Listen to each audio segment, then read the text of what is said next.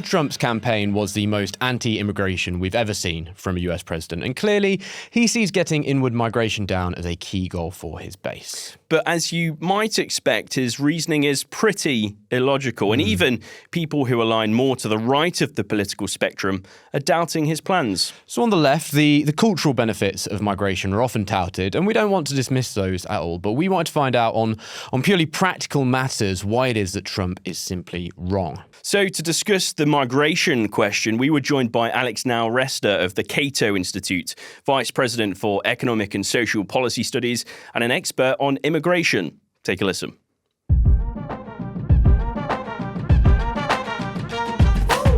Alex, the first question I suppose I'd like to ask you, a bit of a big one, but just to set the scene, is the kind of MAGA immigration stance basically based entirely on sort of misinformation or personal anecdotal feeling?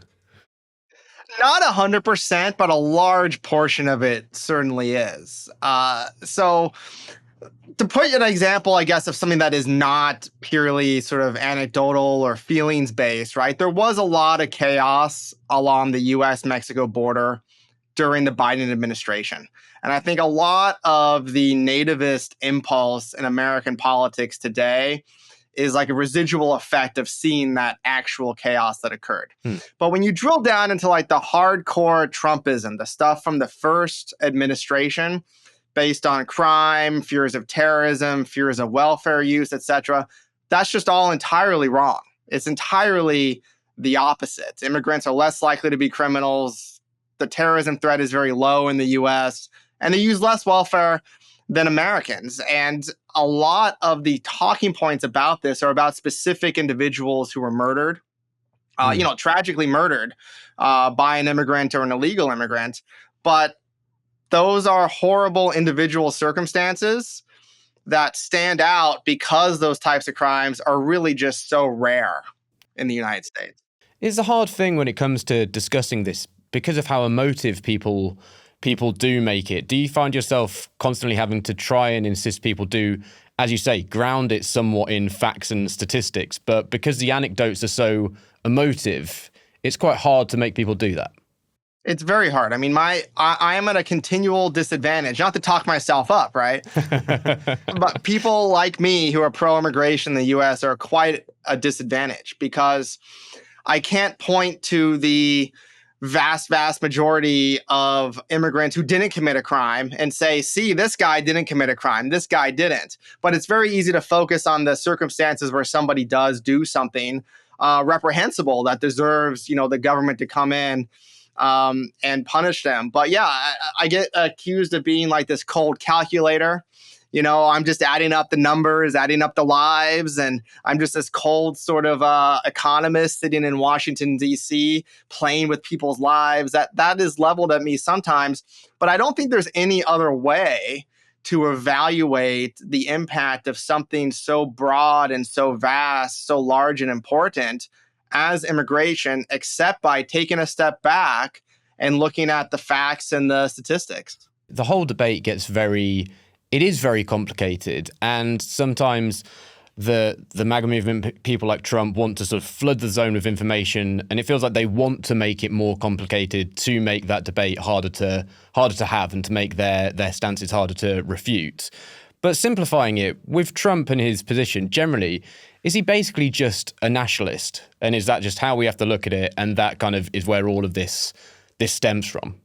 Oh, absolutely. I mean, he said in his first State of the Union address in 2017 that he has a vision of nationalism for the United States. He said, in his particularly inarticulate way, I'm a nationalist, okay? That's like the quote that he has that's out there about it. So it's definitely a nationalist-inspired type of movement, which is fairly unusual when it comes to sort of, like, I don't want to say he's a blood and soil guy necessarily. That's really hard to do in the United States, considering it's such a vastly diverse country historically, right? Like, what is the blood exactly? Like, the largest ethnic group in the United States by ancestry is German at about 17% of the population, right? So what is like that European style blood and soil what's the blood aspect of that, right? But I think he's about as close as a mainstream politician has been to embracing something like that in the United States. And it's certainly the animating ideology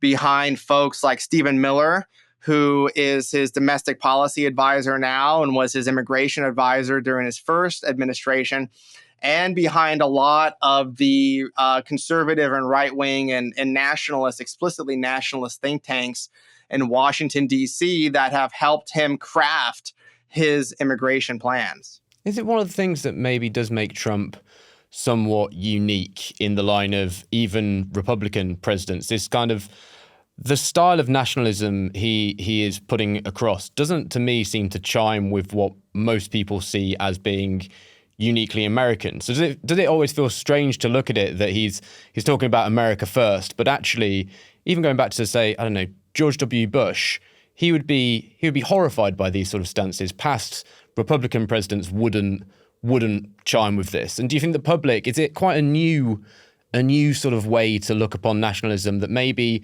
most of the public actually doesn't even ever think about it in that sort of way? Yeah, they never think about it in that kind of way, right? Like in the U.S., the word nation is just like a synonym for country. We don't have that sort of tradition of that, continental European sort of blood and soil tied up thing, right? The Latin root of the word nationalism is natio, which means tribe or birth, like a common ethnicity. So it's very odd, very unusual.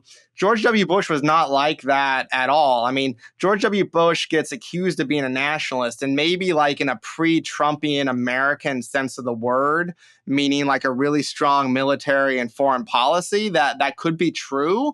But George W. Bush was very pro-immigration. He tried to negotiate several deals that would amnesty millions of illegal immigrants in the U.S. and give them permanent status, legal status, tried to expand legal immigration multiple times. And so it's really a difference.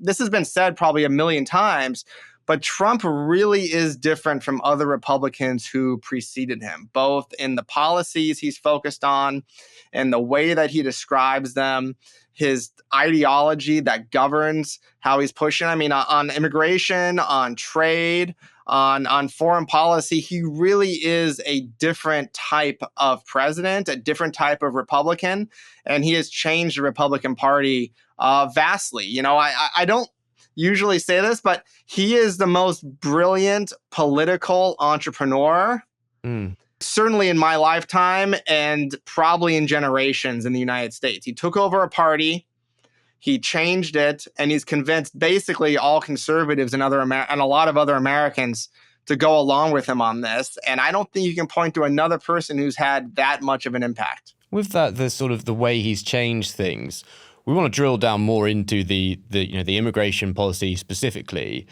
but the way he's maybe sort of going off the rails a little bit in other areas of policy, does it all kind of link back to this? Is this why it's such an important thing to look at? Because it kind of, this stance and this position particularly poisons the way he thinks, as you say, about things such as trade and other foreign relations. I think so. Trump is being a little famous for not having a super coherent worldview. But I think the one thread that ties it all together is he just doesn't like foreigners that much. Which I think describes his anti-trade policies. It describes very well his immigration policies and describes his sort of unique or unique for Americans anyway approach to foreign policy. So on everything else, he changes his mind all the time, right? Sometimes he wants to cut government budgets. Other times he wants to expand them. He doesn't want to cut most welfare and entitlement programs, but then he wants to cut taxes, but sometimes he wants higher taxes. It's all like a mishmash. It's a real mess of opinions and ideologies combined. But when it comes to interactions with foreigners, I think his general ideology is pretty coherent and pretty standard, and it's just, I don't want to have much to do with them. Yeah, that sounds like that could have been a more honest Trump 2024 campaign slogan, just Trump, I don't like foreigners very much. Or it's just like foreigners, ew. Like it's not even like that well expressed, I think, as you did. It's just like, ew, foreigners, ew. Speaking of someone who has, I guess, the same outlook, Tom Homan. He's been made the new border czar. What do you make of him? What does he stand for? And what's he actually got done in the last month or so?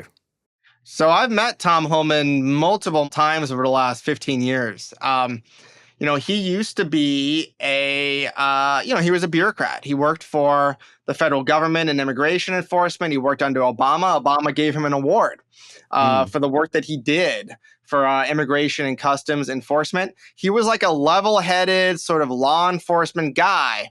And then something happened around late Trump first term, early Biden, where he just I don't know, maybe he plugged into Twitter too much, right? He got super online boomer brain where he basically swallowed all of these crazy conspiracy theories online, like Great Replacement theory. Yeah. He started to echo the sort of nastiest talking points from the internet and just went all in on the Trump nativist train and has been on that to the get-go. His number one accomplishment so far has been to basically spend all of immigration and customs enforcement's budget in the first 4 or 5 months of this year.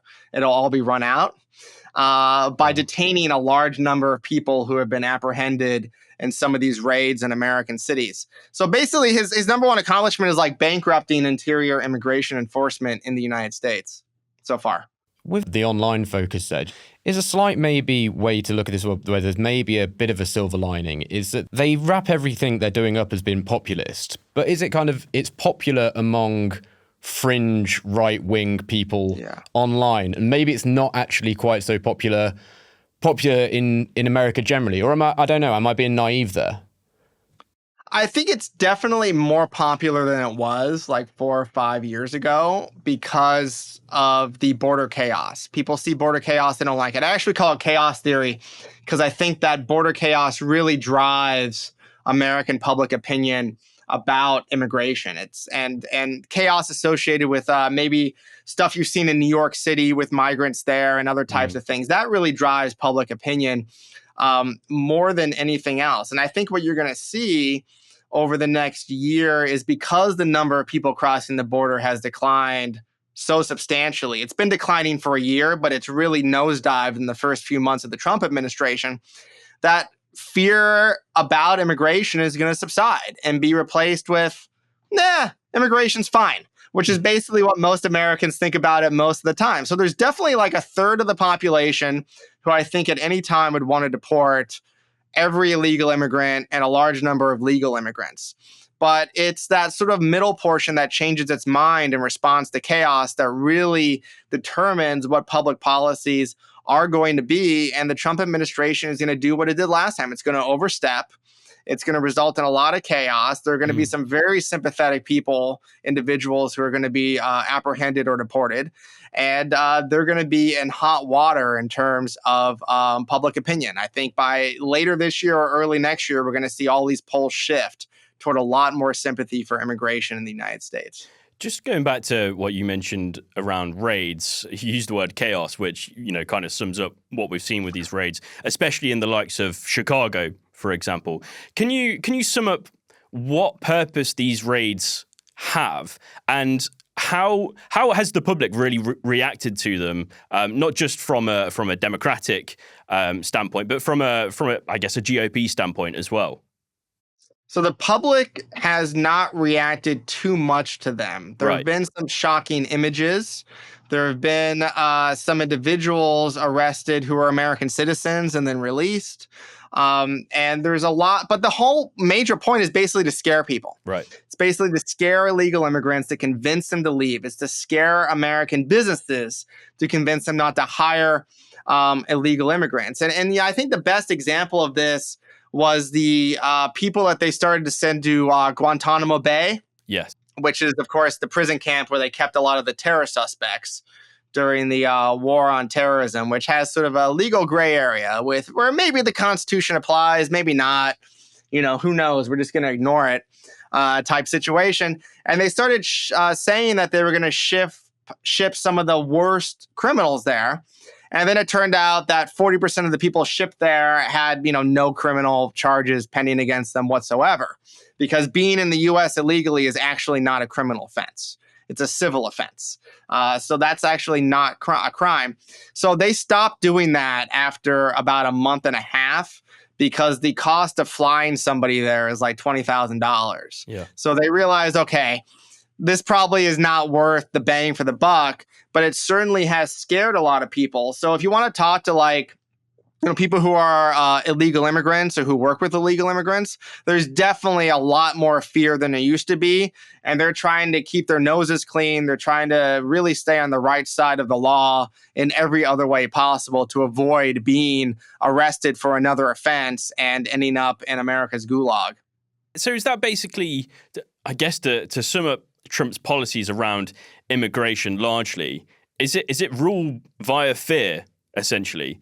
Is that what we've seen in this first month? Absolutely. It's ruled by fear. And it's trying to create a deterrent. There are probably like 12 to 15 million illegal immigrants in the United States. A lot of people. Yeah. The prospects for the government arresting those individuals and removing them is very low. Like, it's not going to happen. Not good prospects for that, right? Like, that's just a massive operation. Not going to happen. But if the government can scare enough of them to convince a lot of them to leave, then that basically does their job for them. And this was sold as a self-deportation. Yeah. Was sort of the euphemism that they used for this during the first Trump term, and actually Mitt Romney used when he ran for president in 2012, was self-deportation.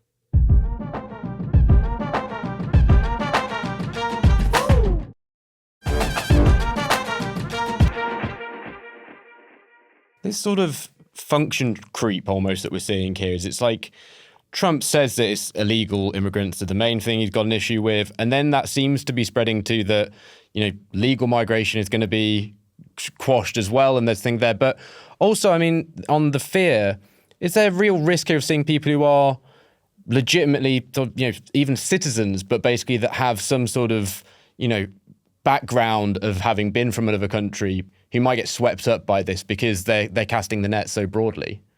Yeah, and that's happened in a few cases this time, and it has happened historically, where people who are American citizens have been accidentally swept up in raids, and in some cases accidentally deported to other countries. So that's a real tragic. Like, I laugh because it's so tragic, right? Yeah. It's like gallows humor. It's just it's so awful how that happens. But the main target, they talk about illegal immigration, but the main target is the legal immigration system.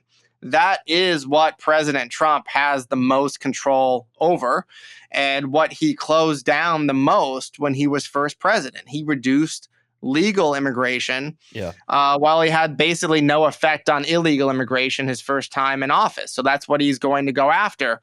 Sometime in the next week or two, I expect to see additional Trump executive orders or proclamations that would put into effect country bans that ban migrants and travelers from a whole host of countries around the world based on cooked up national security justifications and fears about immigrants not being vetted from these countries, just like he did before with the so-called Muslim ban in 2017 and 2018. And the courts have basically given him unlimited authority to do that. To my mind, getting rid of legal migration routes surely just exacerbates the problem of illegal migration. And do we, statistically, is that something that we do see correlate? Because America is clearly a country that people look to and admire and would want to go and live in. So if you get rid of the legal ways to do that, then surely that just completely exacerbates the initial problem you're trying to get. So did he make a catch-22 for himself? He absolutely makes a catch-22 for himself, and you're right.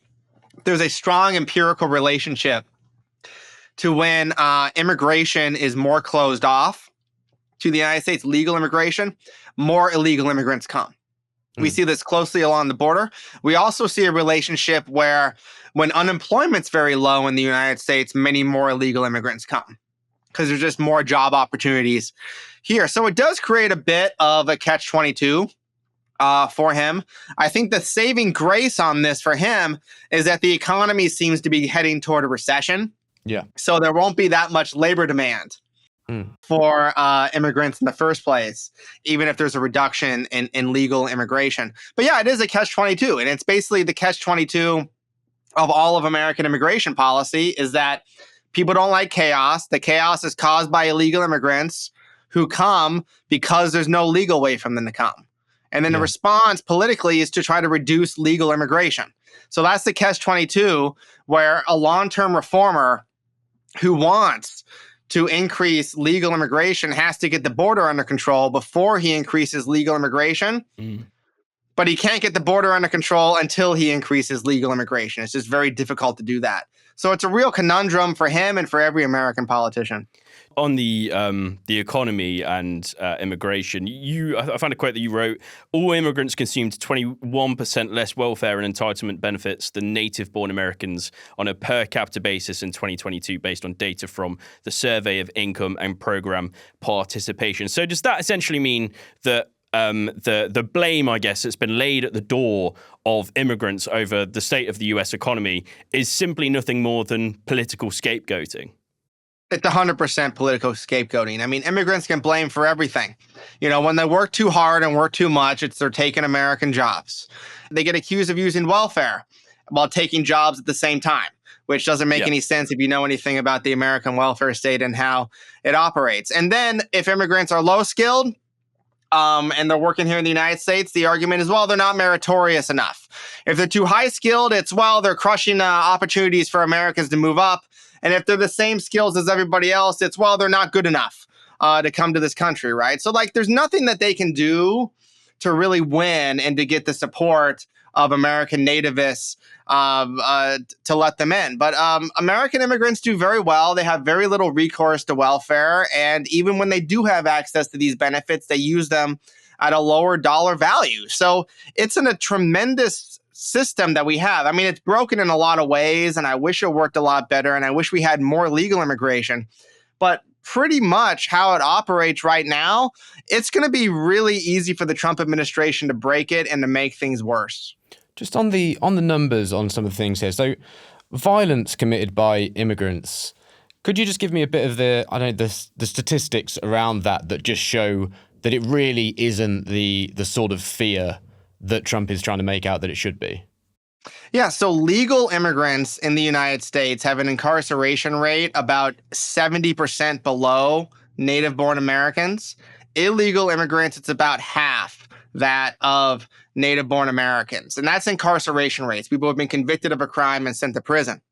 When you drill down in the states, like in the state of Texas, which actually keeps data on the immigration statuses of people convicted of crimes, you find the same pattern emerge again, which is that illegal immigrants are about half as likely to be convicted of a crime. And even in the worst crimes like homicide, they are less likely to be convicted of those crimes, of murder in the state of Texas. So it is just not true. And as far back as we have data about this, by the way, this has been the case. This is true going back to the 1850s for almost every single immigrant group going back that far. You know, where it was the English, the Irish, Germans, Italians, Mexicans, Chinese, Jews, Greeks, Russians. I mean, all of these different groups. We take a look at the incarceration rates in the United States, and it's kind of amazing how low they are compared to native-born Americans. Like, you know, Indian Americans from the subcontinent of India have an incarceration rate that's like 90% below that of native-born Americans. So it's truly, you know, just such a small amount of crime that they commit in the United States, but they get blamed for so much. And it's very unfair, and it's frankly, it's really unfair scapegoating. One of the sort of biggest crimes that I suppose people perhaps link with, you know, foreigners from outside of the US committing, I suppose, would be that they would imagine that to be terrorism and terrorism offences. Is that also just completely off? And on the statistics there, are there more, you know, US-born terrorists in America than there are immigrants committing terrorism, or even people just coming from foreign countries to do so? So when you line up like all the terrorists and figure out where they're born and where they're from, foreign-born people, immigrants, are about the same likelihood of being terrorists as native-born Americans. And immigrants or foreign-born people, this includes like people who are here on tourist visas, they do end up being more deadly when you take a look at the last 50 years, merely because of 9/11. Okay. But when you take a look at the risk, right, the annual chance of being killed in a foreign-born terrorist attack, it's about 1 in 4.6 million per year, which is incredibly small. To give you a comparison number, your annual chance of being murdered just in a normal homicide is about 1 in 20,000 per year. Okay. So it's just a very, very tiny risk. And if we do anything like close off immigration because of fear of terrorism, we're basically going to end up punishing hundreds of thousands or millions of innocent people to keep out a single terrorist. And by the way, the last time somebody was murdered by a foreign-born terrorist in the United States was in 2019. And during Biden's administration, not a single person was murdered in a foreign-born attack. And there were just 2 injuries, which is the fewest number of injuries during a presidential administration since 1975. And one of those terrorists was a Canadian-born right-winger who attacked the husband of Nancy Pelosi, who was the Democratic Speaker of the House, in an attack at his house. So foreign-born terrorism is just not a big concern in the United States. You know, it's a concern above zero. The government should try to do some things to reduce it. But we do enough, and I think we're too scared of it, and we should really basically just chill out about foreign-born terrorism a little bit. And from what I recall, Trump didn't take that attack on Nancy Pelosi's husband very seriously either. So it seems strange for him to act like he's so concerned by this issue. The economic side of things as well. So J.D. Vance, for example, said that things like house prices go up because of immigration. Is that true? But then is it also necessarily totally a negative thing? Are there some ways in which maybe that sort of thing can help the economy or isn't necessarily a bad thing for US citizens? This is the one thing where immigrants affect the economy the most, is on housing. So they do increase housing prices in the United States because they buy houses, they rent houses, that increases prices. That's absolutely true. But of course, native-born Americans own almost all the real estate in the United States. So what this is it increases the value of assets owned by native-born Americans. And I'm talking about like middle-class people too, middle and lower-class people who own houses in the United States see the value of their real estate go up. So that's not a bad thing when that happens. And if he were actually concerned about the high price of housing in the United States, which isn't nearly as high as it is in the UK as a percentage of income or some other countries around, right? I mean, it's still higher than it should be. Then he should support reform to reduce zoning laws, which, you know, is the American equivalent of the planning out there in the United Kingdom. But it's not a bad thing, right? You have this other nativist talking point that says immigrants make neighborhoods like unlivable and they make it so people don't want to live here. Well, then why are they driving up real estate prices? Like places with high real estate prices that are going up are usually very desirable places to live, right? So if immigrants move in, they drive up the prices. You can't then say, oh, they're making that place like really unlivable, right? Like they're making it a terrible slum where Americans just don't feel safe anymore. It's like, well, if that's true, then why are the prices so high?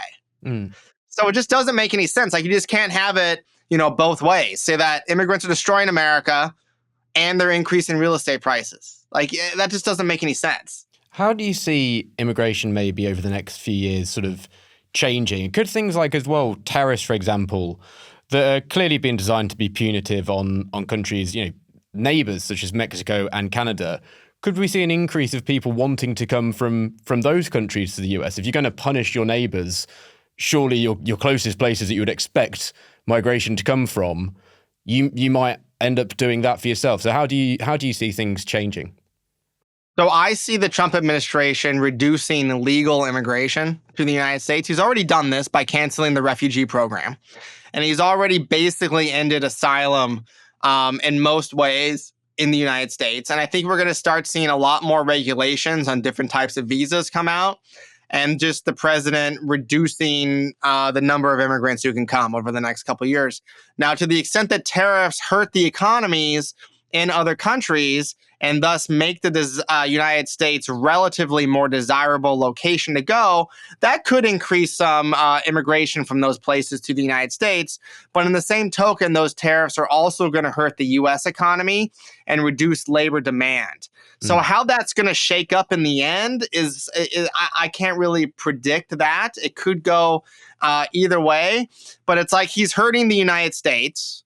He's hurting these other countries that send a lot of immigrants to the U.S. And I guess it just depends which countries he hurts more. Yeah. And I think given the fact that he does have more power over the U.S. economy and over U.S. policy, he'll probably do more to hurt the U.S. economy than foreign countries.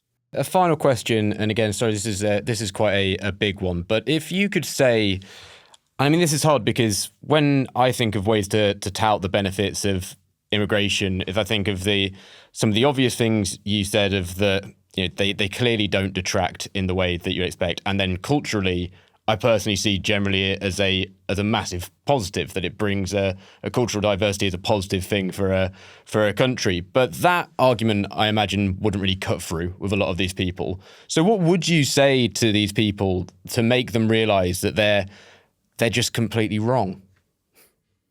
So that really is the $64,000 question. We have it a little easier in the U.S. I can point to American history and traditions, where almost everybody here just about has an ancestor who came here from somewhere else at some time. Yeah.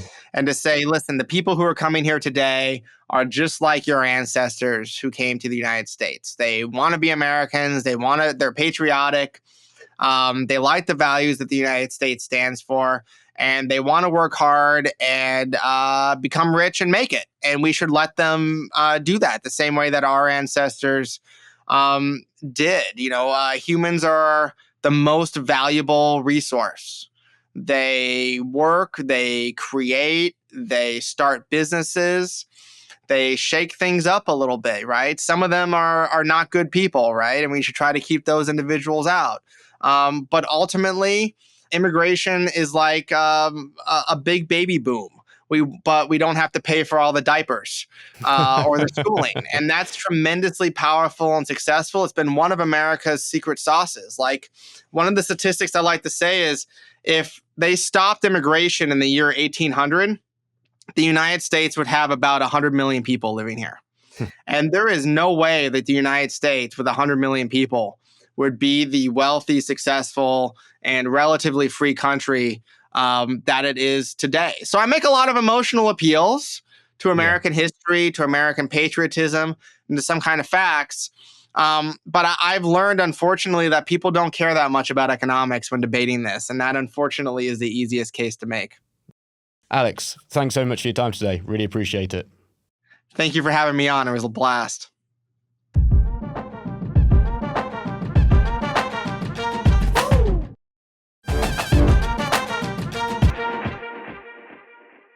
Chris, I think you'll agree that was a very insightful conversation there from Alex. It was interesting, and you know what? I learned a lot. Yeah, for people on the left, making the argument on immigration and diversity being a positive thing seems obvious, but clearly as well, looking at the right's arguments, they're just obviously wrong, even if you look at, I don't know, just human beings as just numbers, which I don't think is the best way to do so. Yeah, and it was interesting to I guess get clarification from Alex on the political scapegoating, I guess, of immigrants, especially on the economy, because we've seen a lot of that, and it's extremely damaging, not just to immigrants and people who want to move to America, but also for the perception from American people towards immigrants as well. So yeah, thanks again to Alex for that, and thanks to all of you for listening.